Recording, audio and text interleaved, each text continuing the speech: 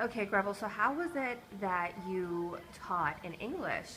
Even without the translator, I could see a connection happening with you and the kids with each other. Talk a little bit about that. Well, I think the beauty of the program is that it's all about movement, and movement is its own language that doesn't need any translation or interpretation, and it doesn't matter if you're an Eskimo or if you live in the jungle. It's all the same. Movement is movement.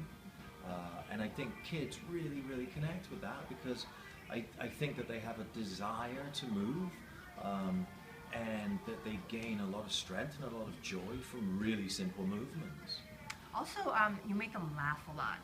What do you think about the connection of laughter and relaxation and connection, basically? Yeah, I mean, laughter is a universal language, you know, song, movement, laughter, these are universal languages.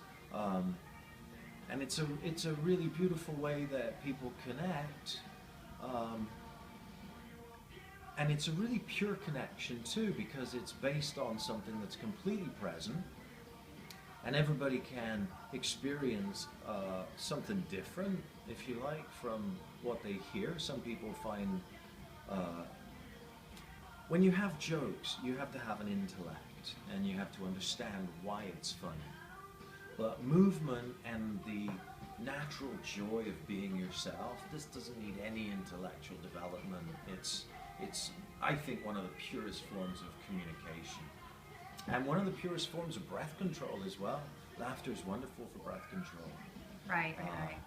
And also there's definitely something that happens when children are laughing that fires their brain in a different way, and it makes them more receptive to education and learning.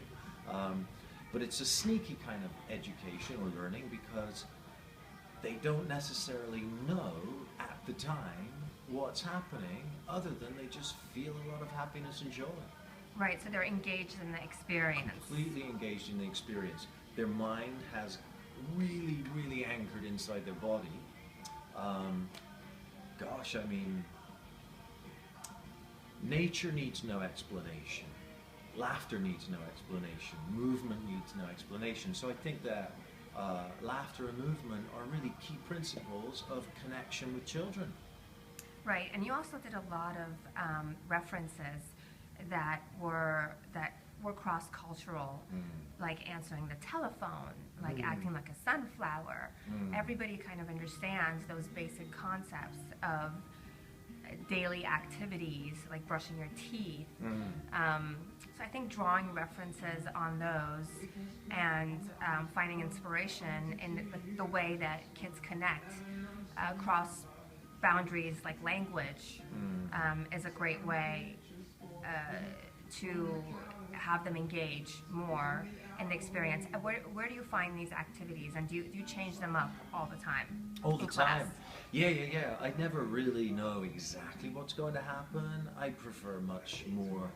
just prefer to be much more like a jazz musician, that we may suddenly go this way or we may go that way, and it doesn't necessarily have to make perfect sense like things do with adults, because I don't believe that children need for anything to make sense. They just want to understand in their own way.